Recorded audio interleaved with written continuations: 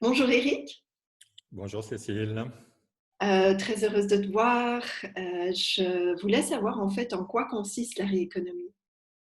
C'est une bonne question. En fait, la rééconomie, c'est comment on a conceptualisé dans le mouvement de la transition notre conception donc de l'économie, puisqu'on voit bien qu'on est dans un modèle qui va dans le mur, qui produit des crises, qui fait la crise climatique, qui fait des crises sociales très importantes, qui produit de l'inégalité. Donc l'idée, c'est de repenser tout ce système, de recréer un nouvel imaginaire économique qui soit basé sur la relocalisation de cette économie, sur une perspective plus écologique et plus solidaire. Donc voilà, c'est de dire que tout n'est pas axé sur la compétition et la croissance, mais qu'on peut monter aussi des projets au service des communautés, ce qui est le fondement même de l'économie, c'est de produire les objets et les services dont ont besoin les communautés.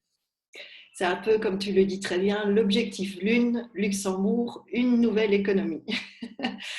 Et justement, quel est ton rôle dans cette nouvelle économie? C'est un projet qu'on a lancé il y a 4 ans maintenant ici au Luxembourg, mais on n'est pas tout seul, hein. Il y a des groupes un peu partout dans le monde. Et depuis 1 an et demi maintenant, on a renforcé l'équipe avec toute une série d'interventions, donc à la fois dans les quartiers, donc ici à Esch-sur-Alzette où je suis basé, également à Vils maintenant, et on est en train de lancer des choses sur Bonnevoie, Luxembourgville aussi.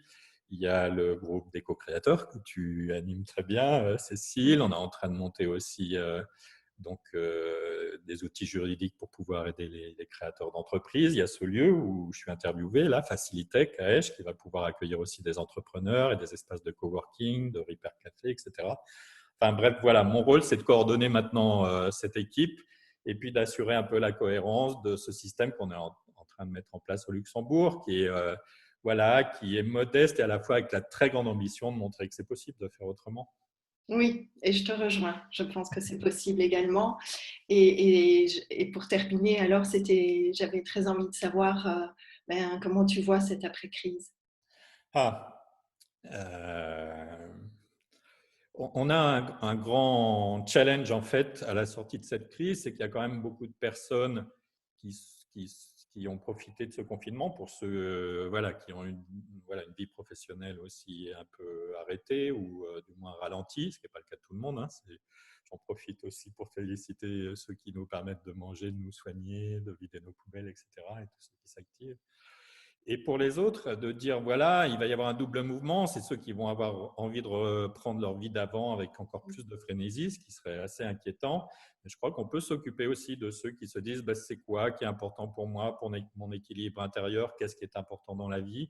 Et peut-être ce sera le moment de réorienter un peu ces modes de consommation, d'épargne. Et puis nous, on sera là pour accompagner tout ça, en fait, et de dire, c'est le moment, là, on a peut-être eu le temps de réfléchir, il faut essayer de concrétiser tout ça maintenant.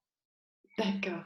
Écoute, merci encore et j'espère que du coup, beaucoup de gens auront envie de nous rejoindre ou en tout cas de vouloir s'engager dans une nouvelle économie, hein.